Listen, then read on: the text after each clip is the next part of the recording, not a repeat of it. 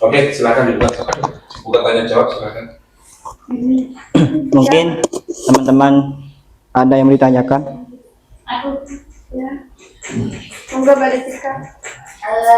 Di slide itu apa ya tadi? Tujuan pembelajaran.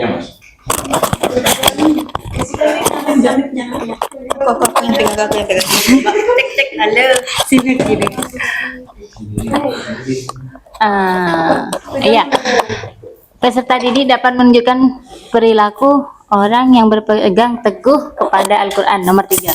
Coba dari contoh kalimat yang sudah ditulis itu, mungkin kelompok Anda bisa menjelaskan perilaku orang yang berpegang teguh kepada Al-Quran itu seperti apa sih? Mungkin jawabannya akan disampaikan oleh Bapak pakai ini katanya. Iya.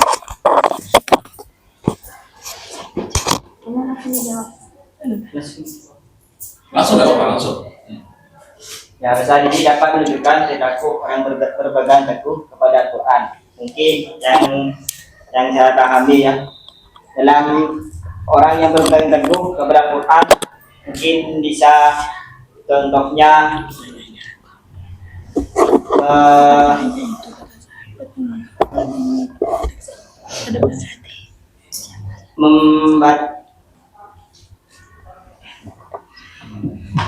memahami isi Al-Quran, mungkin berpegang teguh. Mungkin contohnya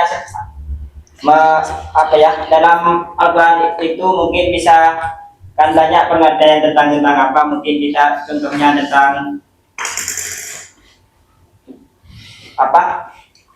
sabar dan sholat. Nah, kita kita harus berpegang teguh ya kepada contoh isi dalam Quran yang sudah, yang berarti sabar dan sholat itu, mungkin seperti itu, berpegang teguh dalam isi Al-Quran.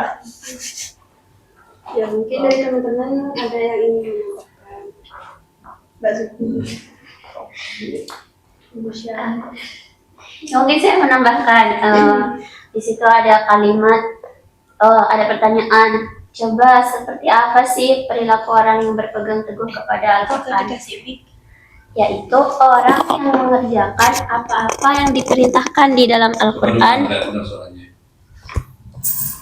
Saya akan menambahkan jawaban dari presentator atas pertanyaan Mbak Desika, seperti apa perilaku orang yang berpegang teguh kepada Al-Quran? Yaitu adalah orang yang mengerjakan apa-apa yang diperintahkan di dalam Al-Quran serta menjauhi larangan-larangan yang ada di dalamnya. Tadi sudah dijelaskan kan, contohnya wasta'inu bisabri wassalah. Ya. Jadi dia melakukan sholat sekaligus sabar. Ada juga wa'ati Allah wa rasulahu. Jadi mentaati Allah dan Rasulnya, termasuk apa-apa yang didhawuhkan Nabi dalam hadis dia lakukan. Itu juga termasuk orang yang berpegang teguh kepada Al-Quran. Selain itu, dia juga meninggalkan apa-apa yang dilarang di dalam Al-Quran, seperti ya wala taqrabuz zina, katanya saudara Irgi. Nah, seperti itu. Jadi kesimpulannya dari peserta didik dapat menunjukkan perilaku yang orang yang berpegang teguh kepada Al-Quran itu, jika kita ingin melakukan kegiatan atau apa yang kita lakukan itu harus berpegang teguh kepada Al-Quran, seperti itu. Iya, kan kita di dunia diatur toh ya. Harus melakukan yang apa-apa yang diperintahkan dan menjauhi apa-apa yang dilarang. Kayak gitu. Jadi peserta didik tersebut mengamalkan apa yang telah ia pelajari dari materi Al-Quran hadis. Ya, maksudnya tujuan pembelajarannya itu ya, dia mengamalkan apa yang telah ia pelajari dalam Al-Quran hadis tersebut. Yang dimaksud di sini. Terima kasih atas jawabannya. Ya, saya kembalikan. Saya kira mau tanya. Ada yang tanya? Silakan. Apa itu, Mbak siapa? Oke, Mbak Umay. Umay. Baik, yang akan saya tanyakan di sini sama di tujuan pembelajaran dari materi yang kelima. Peserta didik dapat memahami penurunan dan penulisan Al-Quran secara bertahap. Tadi kan sudah dijelaskan penulisan Al-Quran pada masa Abu Bakar As-Siddiq dan juga Utsman bin Affan. Yang saya tanyakan, kenapa pada masa Umar bin Khattab tidak disebutkan? Apa karena memang pada masa itu penulisan Al-Quran itu tidak dilanjutkan, hanya dilanjutkan pada masa kepemimpinan Utsman bin Affan. Oke, kita dulu ya. Masa Umar bin Khattab. Nggak ada di sana.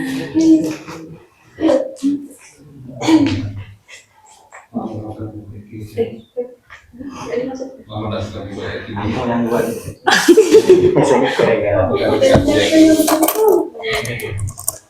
Nah, kenapa? Langsung aja dijawab. mohon maaf ya Pak sebelumnya, jadi ini kesalahan teknis ya untuk tahapan di Umar bin Affan. Jadi Umar bin Khattab. Umar bin Khattab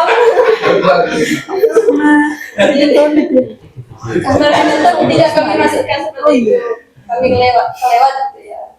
Gitu. Iya, ada. Di bagian apa ditulis memangnya? Ya. Kenapa bisa? Pada menurut tulis ya? Makanya kan saya tanya, kenapa yang disebutkan hanya Abu Bakar dan Utsman? Apa pada masa Umar itu tidak dituliskan? Abu Bakar dan Utsman. Enggak, yang disebutkan di situ hanya pada masa Abu Bakar dan pada masa Utsman. Oke, sudah. Mungkin salah ketik atau ditulis salah. Oke. Lanjut, ada lagi? Kalau nggak ada selesai sudah nggak apa-apa. Baik, Bu. Ya. Baik, cukup sekian. Itu ada yang mau tanya bro. Baik. Santai dulu kawan.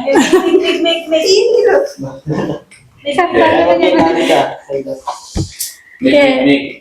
Di sana sudah disebutkan para sahabat yang sudah menghafal beberapa Al-Quran. Nah, siapa saja para sahabat di masa itu yang sudah hafal teks-teks yang masih pecah-pecah itu, dan udah itu aja dah.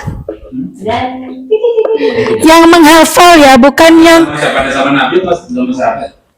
pada zaman sahabat. Pada zaman sahabat siapa saja yang hafal itu ya? Iya, siapa saja yang hafal. Apakah yang hafal itu sama dengan yang menulis teks-teks tersebut atau gimana?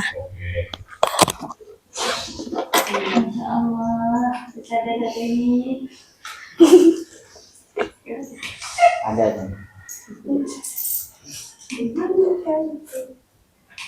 Kalau dia nggak sama habis.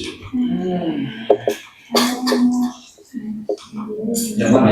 Berarti ini kita mau di sini itu gak kedengeran.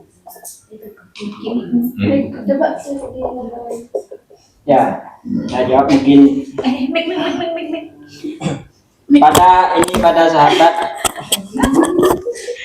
pada sahabat Abu Bakar As-Siddiq ya. Sahabat menghafal Al-Quran pada masa Abu Bakar yaitu Salim bekas budak Abu Huzaifah di Cukup. Saya ngomong. Awal bisa nggak ada ngomong. Ya, ini kami Mbak. cukupkan. Kalau lebihnya kami mohon maaf. Assalamualaikum warahmatullahi wabarakatuh. Waalaikumsalam warahmatullahi wabarakatuh. Tangan Mbak Anissa.